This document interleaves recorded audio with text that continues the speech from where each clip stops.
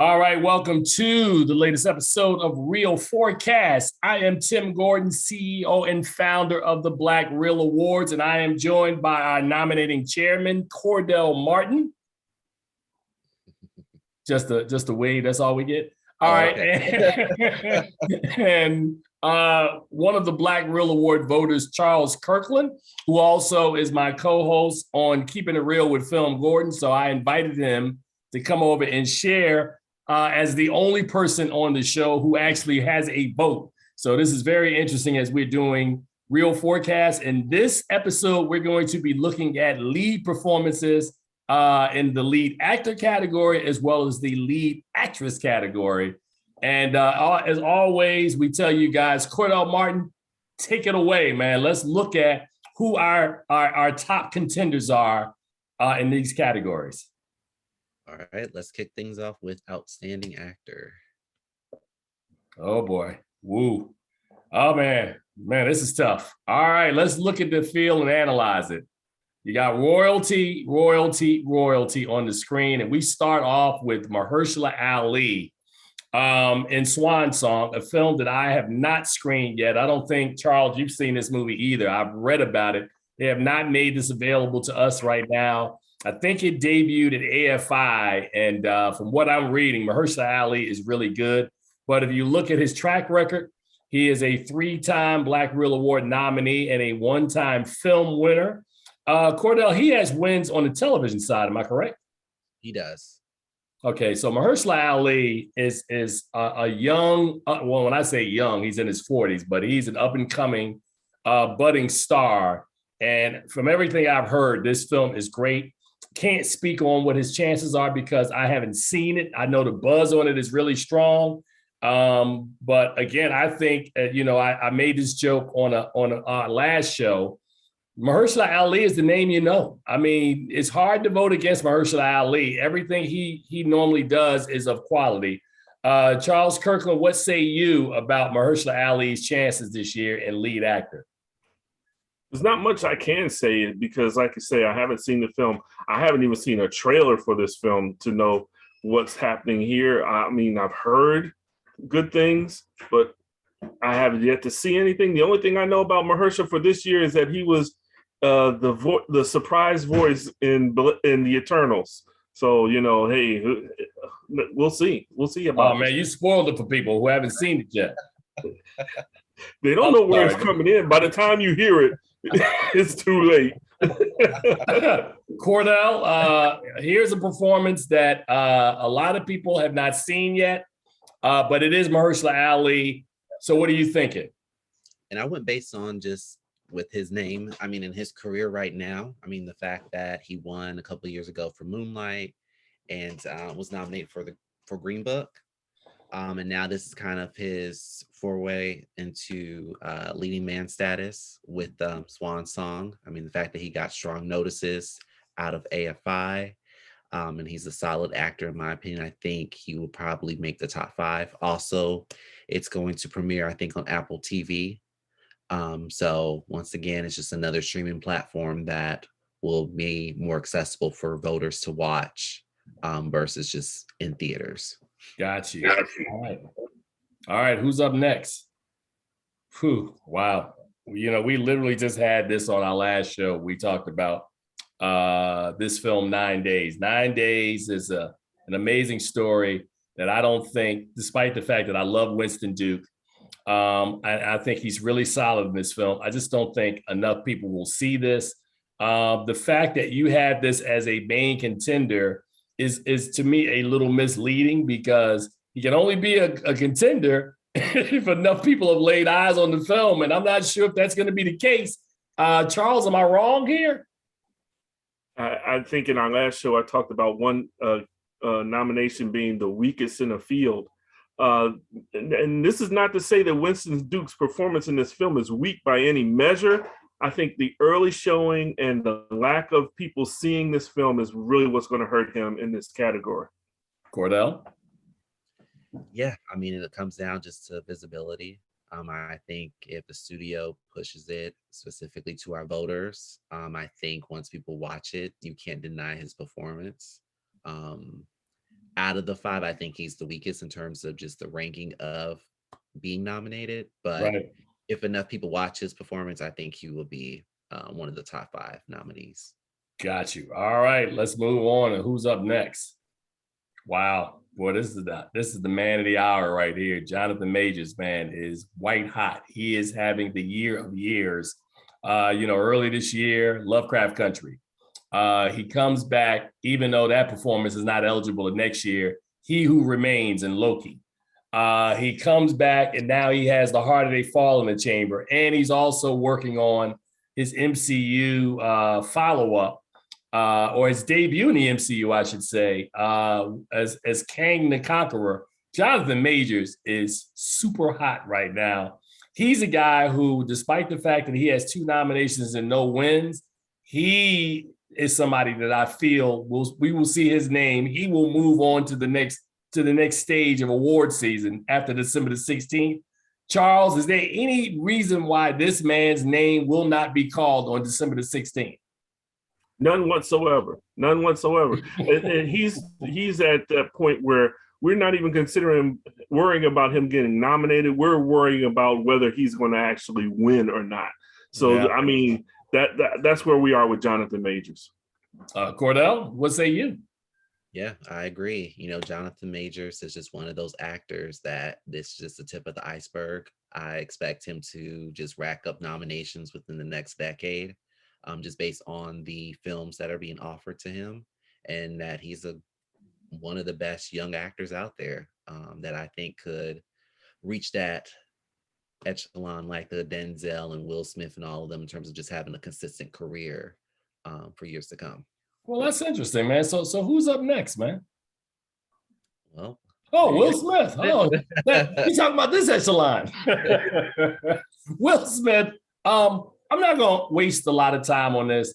Will Smith is great. I saw this film a second time, and I thought Will Smith can and probably will win Best Actor this year at the Academy Awards. So, I mean, it's going to be tougher to get through this juggernaut than it would be to that juggernaut. And there's a reason why, because there's another name coming up that, despite the fact that that other name may not be getting a lot of juice, wait till you see his lineup, his Hall of Fame numbers. Will Smith is an 8-time nominee, a 4-time acting nominee, but there's another lion lurking that's out there, but he's awfully good in this film. Charles Kirkland? Okay, so as you look at these numbers, 8 nominations, 4 and 0 awards, I think the problem for Jonathan Majors is going to be the same as Will Smith had. Each year he turns in a great performance and he gets knocked out by another performance. Not saying that he's bad, but it's just that he has the bad fortune of coming up against another lion or someone else that's in that category. And I think Jonathan Majors will get another nomination this year, but he won't get a win because we keep jumping ahead, man. We just should be talking about, watch this. Jonathan Majors, nominee. Will Smith, nominee. Exactly. Go ahead, Charles.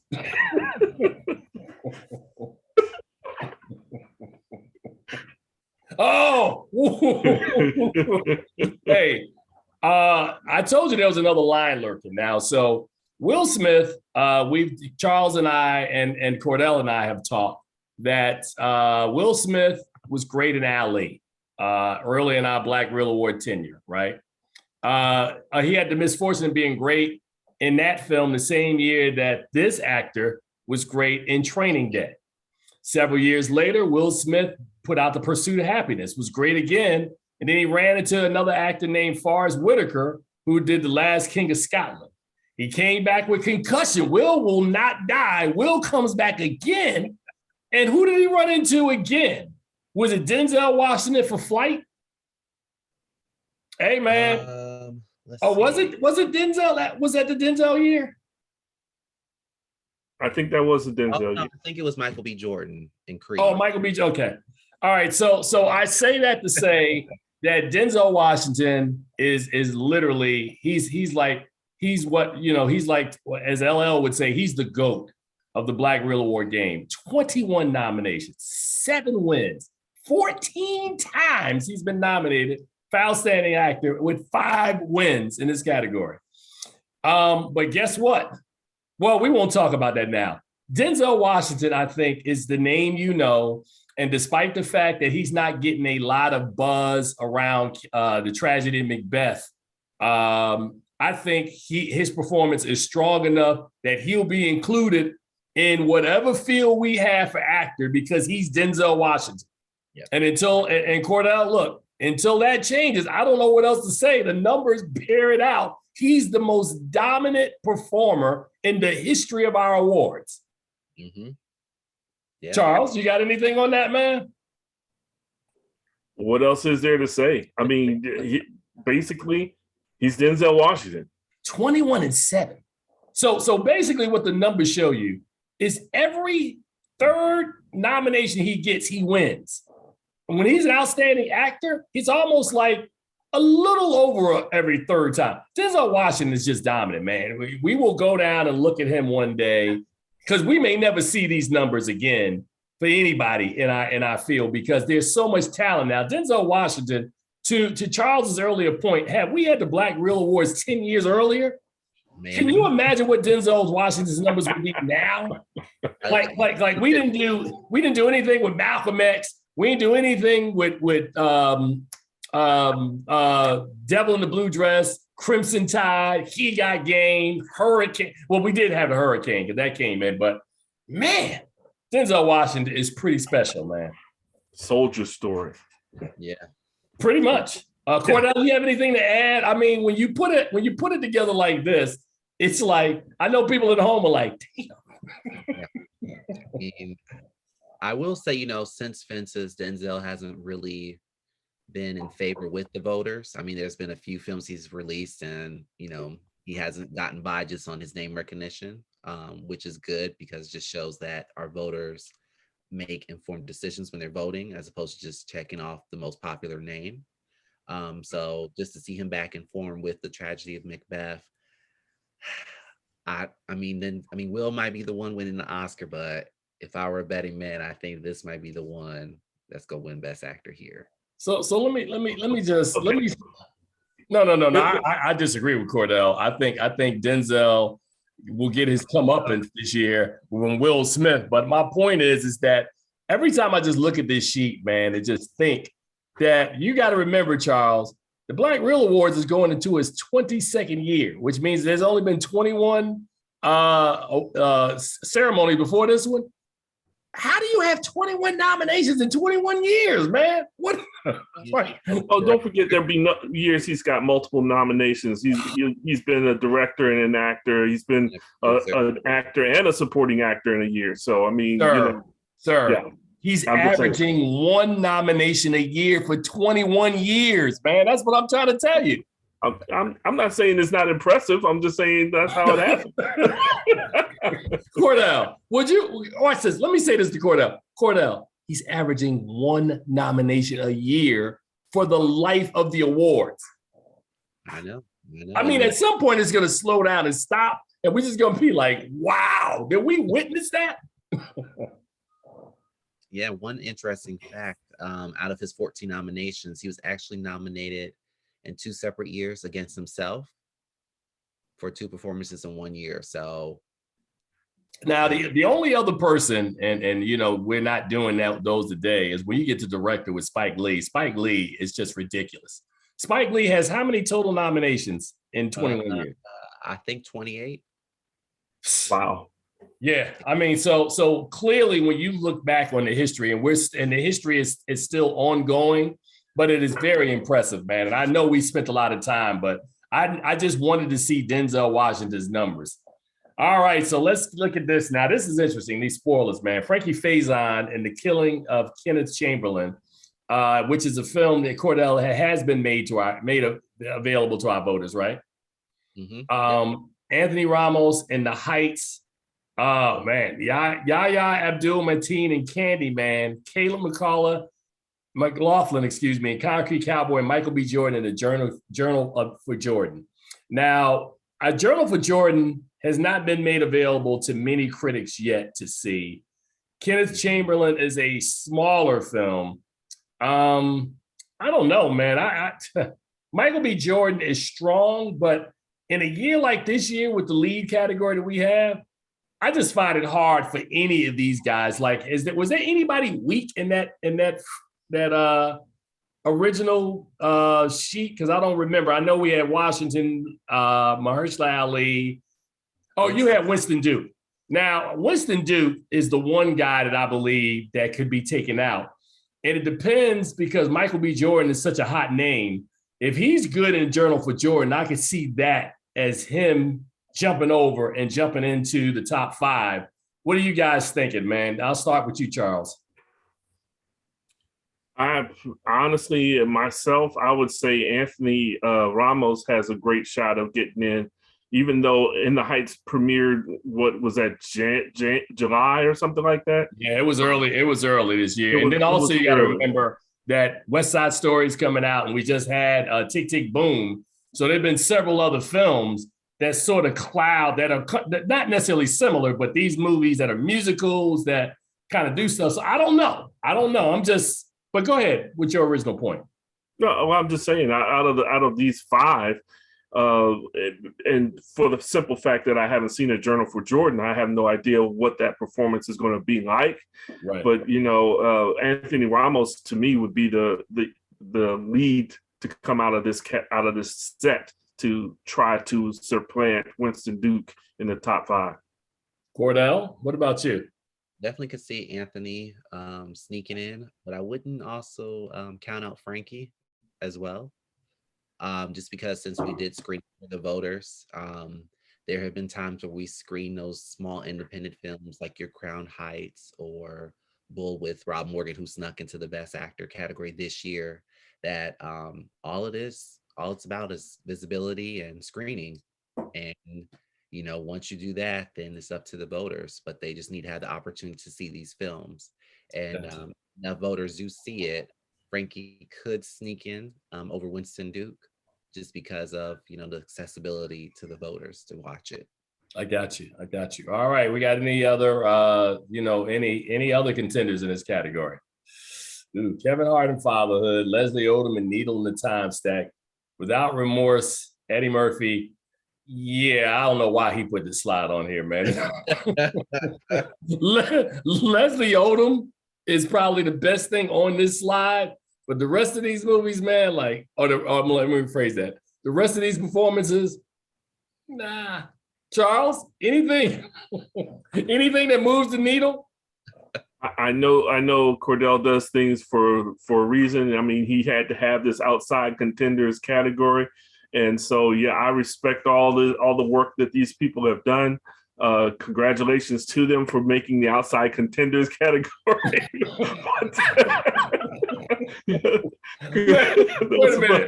We are not disrespecting these people, man. I'm just saying. Like I said, I'm not disrespecting their performances. I'm just saying that's all, folks. Cordell? I mean, that's why they're the outside contenders. Outside trying to get in. Wow. I love when the page went up, everybody almost simultaneously went like this. All right, man. What's up next, bro? All right, so now we're going to discuss actress. Oh yeah, this is good right here. Let's look at the top 5. Okay, I've seen enough. Get it started. Let's go. All right, here we go. But despite the fact that there are 3 zeros on her name, that's a yes for Zazie Beetz, who plays Stagecoach Mary Fields in The Harder They Fall, a movie that I think is immensely popular and will be popular this year, and she will be a beneficiary. Charles Kirkland. You're muted for reasons we don't get. I am sorry about that. Great job for Zazie Beetz in this film, and like you said, The Harder They Fall has just got this wave that's going. So I think almost everyone who's associated with this film will be nominated for something or will be considered for something, she's definitely got her nomination locked up. Cordell, is she number one in the out of the top 5 going in? I wouldn't say necessarily number one, but I think she has a strong chance to be nominated just because of how popular the film is. And I think her performance was really great in the film as well. And then as you'll see, I mean, it's kind of slim pickings in Outstanding Actress. So that's a very strong shot. well, no, let's keep going, man, because I disagree. I don't think it's slim pickings. I just think, come on, man. Halle Berry, man. There's nothing slim here. Halle Berry is fantastic in this film. I think she has an outside Oscar shot, I think, as an actress this year. Halle Berry is somebody who is you can look at attest to her record. Only 5 nominations on the film side, despite a career that's been going on now for like 25 years. I think Halle Berry, it's a welcome back for her, and I can't wait for her to get that nomination because it's been a minute, man. I don't know if you know offhand, when's the last time Halle Berry got a nomination, man, from the Black Reel Awards? I think her last nomination was for The Call. Yeah, okay. So welcome back, Halle Berry. Charles Kirkland, unmute yourself and crown Halle Berry and welcome her back, man, because I think she's great in Bruised. There's movies that come along and you say, oh, the movie's not that great, but the performance of the person in the film is what drives it. And Halle Berry's performance in this film is stellar. I really liked everything that she does. She channeled, the whole story, and this is also her directorial debut, so she's got an opportunity to be nominated twice this year. And so I really think that she's a lock for a nomination for what she does in the movie Bruised. And Cordell, if she is nominated this year for Outstanding Actress, she'll be a 5-time Outstanding Actress nominee. So that, to me, despite the fact that she may not have all the wins, she's somebody who people respect because they keep bringing her up year after year. How significant would a 5th Best Actress or an Outstanding Actress nomination be for Halle? She actually will tie with Viola Davis and Sanaa Lathan for the most nominations in this category. What company? That's what I'm saying, man. Halle Berry has made some movies that I have not thought highly of. Bruised is not one of those movies. I thought she was fantastic in this. So yeah. And I think her nomination this year, if she is nominated, would remind me of Andra Day for the United States versus Billie Holiday. I mean, it wasn't like the best film, but her performance was the shining standpoint from that film. So I think this might be kind of similar in terms of Bruce might not have the best reviews, but I think her performance speaks for itself with the nomination and possible win. All right, man. And I keep saying, welcome back, Halle Berry. Jennifer, woo. Look at Jennifer Hudson, man. My God, 3 wins, 1 actress nomination. To your point, Cordell, and I get where you were going when you talked about slim pickings.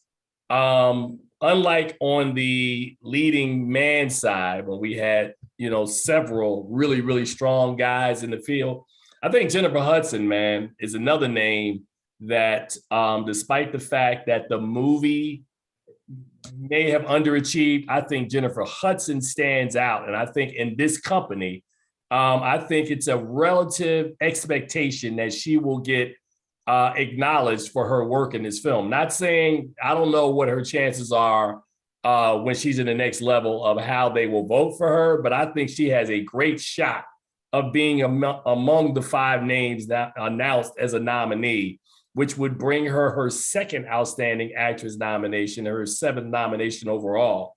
Charles, what are you thinking about Jennifer Hudson's chances? I think for what we have this year, I think Hudson is a lock for a nomination. I don't know of any other performance that encompasses so much, not just the acting and the singing. So I think we talked about Andra Day's performance last year, where she does the acting and the singing. We have Jennifer Hudson doing the same thing this year.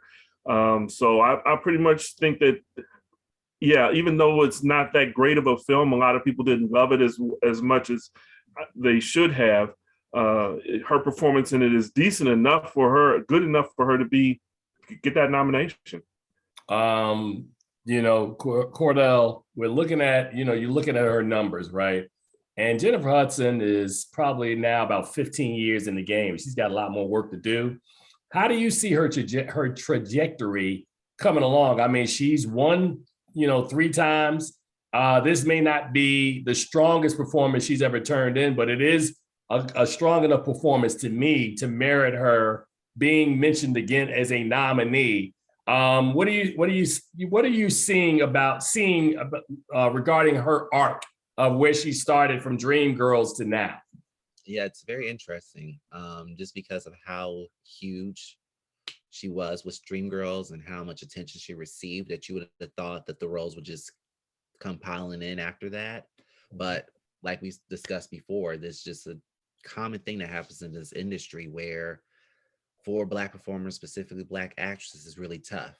I mean, with someone with her caliber just coming out of the gate with all this awards attention, you would think by now she would have had 10 plus nominations. Right. And the fact that 6 of her nominations, 3 of them were just for acting, 2 from Dreamgirls, 1 from The Secret Life of Bees, but her other 3 nominations was for Outstanding Song for her performance.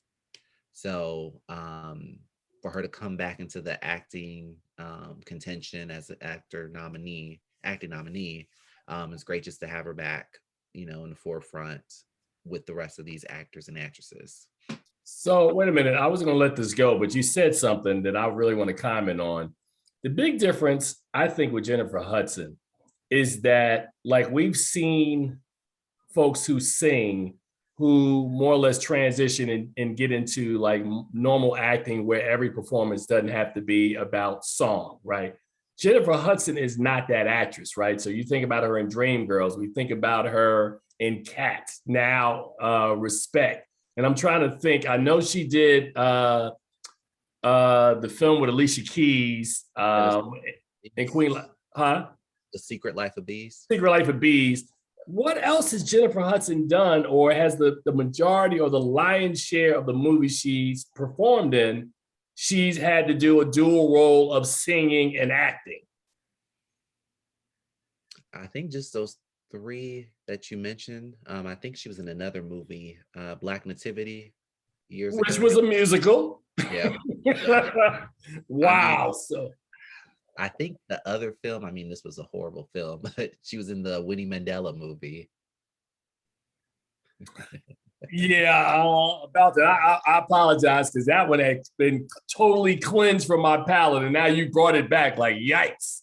So, but I guess my point is that Jennifer Hudson, and I bring this up because I'm thinking it's interesting. Does Jennifer Hudson always have to wait until there's some sort of a musical element in her films for her to actually work? Do you think that's, I think, let me ask this question in a certain way. Cordell is right when you said that you would think roles would come rolling in, right? But Hollywood puts you in a box sometimes and they see you as a certain thing. And the fact that Jennifer Hudson still has an active recording career and a touring career, she has the ability to not wait around for Hollywood per se, that she can find some other stuff to do until a role comes along that she likes. But I think she's being inundated with lots of these sorts of roles. And of course, the Aretha Franklin one was too good to turn down. So you're not going to turn that one down.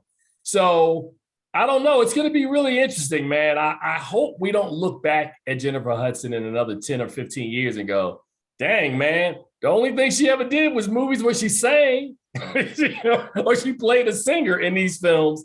I hope that's not the case. You have actors who sing and you have singers who act. And I think Jennifer Hudson falls into the latter of the 2 categories. She's a singer who acts. Right. So, she's always going to have, until she actually stretches out and takes a role that does not involve singing at all, we're always going to see her as a singer who acts. Got it. All right. So Cordell, what do we have next, man? Ooh, now this reminds me of what we've been saying over and over about the 9 Days crew, right? I think Taylor Page is electric in this film. She's the best thing in. Well, let me rephrase that. Coleman Domingo is really, really good, but she's awfully good in this as well. I just think, and I've been saying it over and over, I don't think enough people are going to see it. And Taylor Page is a person who many people were introduced to in Ma Rainey's Black Bottom as kind of the flirtatious Viola Davis's kind of side piece that was flirting with Chadwick Boseman throughout the story. But she comes into her own in this independent film, Zola. Charles, do you think there's enough there if enough people haven't seen this movie, despite the fact that her performance is strong, that she's going to be left on the sidelines? I really wish that we could have had a screener for the Black Real voters with Zola and 9 Days, because there's great work in those films that people are going to overlook. And I pray that this is not one of those that they overlook. Taylor Page really is coming into her own as an actress, and she's going to start racking up these nominations eventually. If it's not this one, it's going to be the next one, because her name is going to keep coming up. And she's going to keep, as long as she continues to do the work that she does, like in this movie, we're going to see a lot of her. So Charles, I mean, not Charles, but Cordell, am I spoiling it that coming up is Boogie? Because she also was in that this year and she was pretty decent. But, you know, she's doing her thing, man.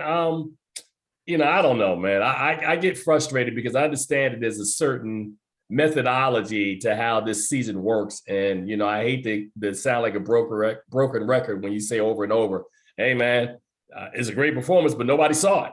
If a tree falls in the forest and nobody hears it, did it happen? And that's the same way these performances are. Cordell, what say you? Yeah, I actually think she has a strong shot. Just remember that with this category, there's usually a slot for that new ingenue young actress. And most times they're nominated for those often seen films, less seen films. So like if you're thinking of, let's see, Natalie Paul in Crown Heights, who actually won actress here a couple of years ago. Your Kiki Lanes, Jodie Turner-Smiths, Quvenzhané Wallace, so on and so forth. I think out of these groups of women that she has a strong shot of being nominated. See, that's why Cordell Martin is Mr. Black Real Award. See, he just has that institute. Blah, blah, blah, blah, blah, blah. Like, I got it, bro. He even said Quvenzhané right. Golly. Quvenzhané Wallace, man. I mean, we practiced that, man. All right, so who's next, man? All right, and last on the list. Oh, man. Love me some Tessa Thompson. Tessa Thompson, this feels like, to me, the second year in a row where Tessa Thompson is good enough to get to the party, but didn't do work strong enough to go home with a party favor. It's like, because last year in Sylvie's Love, I thought she was solid in Sylvie's Love, but when you in a category with like Viola Davis and I forget who else, Andra Day, and it's just Tessa Thompson is very steady, and you know, by virtue that she has 6 nominations, 2 wins, and she's been nominated in this category 2 times before, the numbers bear her out. But her last 2 years, she's done solid work, not spectacular work. Like Andra Day was spectacular last year. You know, Viola Davis is often spectacular. Regina King is often spectacular. There's a level that it has to be there, and I don't know whether it's the projects that Tessa Thompson is choosing, because if you think about Sylvie's Love, which is more or less an indie film, this film is despite the fact that it's a Netflix film, it plays like an indie film. It doesn't play like it's a big studio film. So I think, I don't know, man, maybe these are the films that Tessa feels comfortable because she sees these stories and kind of immerses herself in these characters. But as you're looking at the arc of your career, and maybe this is a part of her strategy, because you remember, Tessa also has work in the MCU. She's doing some other stuff. So it's not like these are the only films she's making. These are the ones that we keep recognizing her for when she's acting. But her paycheck movies, she's making out pretty well, Charles. What do you say? You know, they had a saying when I was coming up that you could be the jack of all trades and the master of none.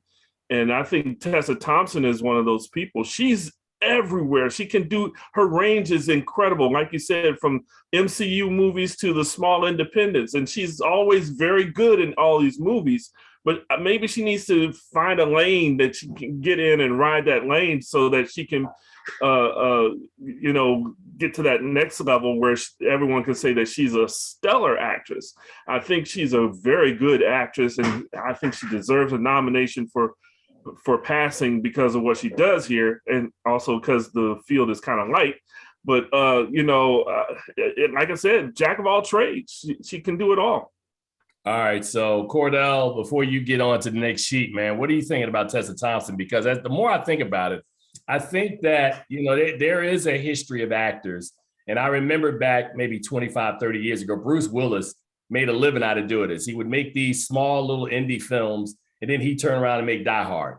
And then he would go back and make a small little indie movie, and then he'd turn out something else that was a larger, big budget film. And it feels to me, and 3, but it feels like Tessa Thompson is that actress who has the ability as an actress to anchor these smaller movies, has the personality and charisma to be in these larger stories. The last 2 years, I think we are very accustomed to seeing Tessa in this kind of lead actress kind of conversation. And maybe it's just timing, man. Maybe she'll find the right film and we'll go, oh yeah, man, this is Tessa's year. She's hot. Yeah, I mean, and I think also one thing to note with Tessa is that this category is wide open. Like, I mean, we can look at any of the 5 and make a case that they could possibly sneak out a win. So it's not like you have that slam dunk like a Denzel or Will Smith or Regina King or Anjanae Ellis and so on and so forth. But then also just looking at the history, a lot of more quieter, subtle performances have won in this category. So like Kiki Lane and If Beale Street Could Talk, Ruth Negga for Loving, Denai Guerrera for Mother of George. And so Tessa kind of fits that lane that she could sneak out the win from Halle and Jennifer, especially since their film haven't been received, positively enough that they're a lock. So she could sneak out the win. See, Cordell, now you're just showing off, man. You did it again.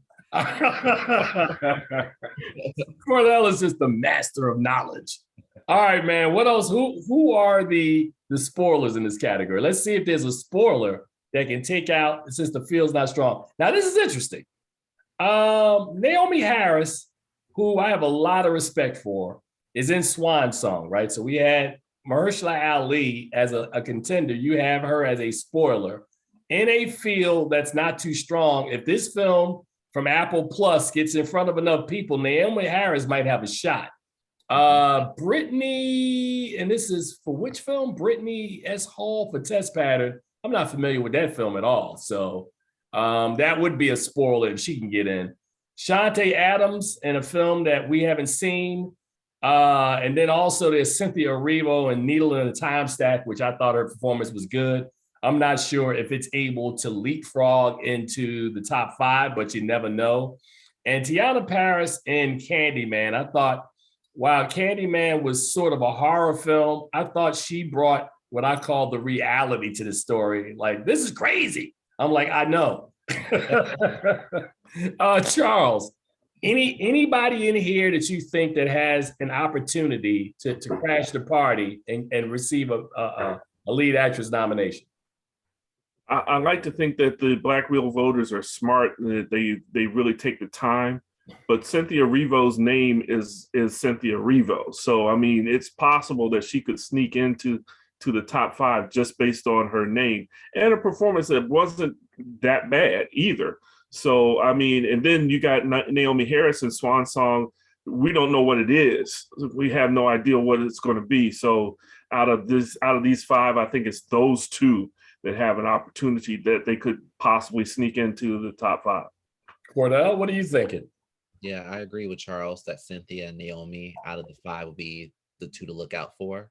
I think Brittany and Shantae will be more on the breakthrough side if their films are a huge hit with our voters, but I don't think they'll have enough support just yet based on the type of films and the name recognition to break into that top 5. Yeah, this is really interesting. Cynthia Rebo, I liked her, and I'm trying to think who was the weak link in the outstanding actress category. We talked about Tessa. Who else was there? I think we said Taylor Page was the one that was the most vulnerable. Yeah. And I'm gonna tell you something. If it came down, well, see, I have no vote. But if you ask me about Taylor Page and Cynthia Rebo, personally, I think Page gives the better performance. But if you look at the bigger name, it would be Cynthia Rebo.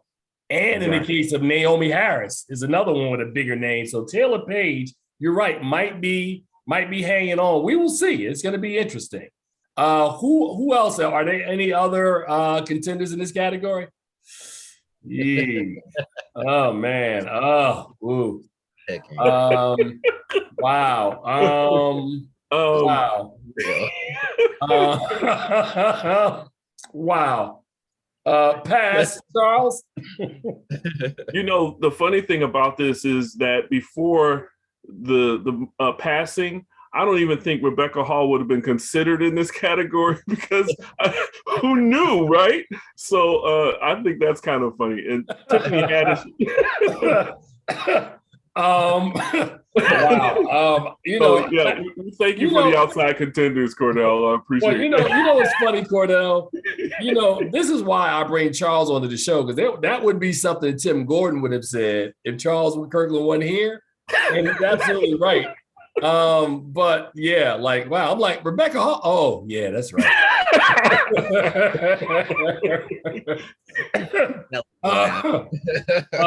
Yeah, Cordell, you have anything on this, man?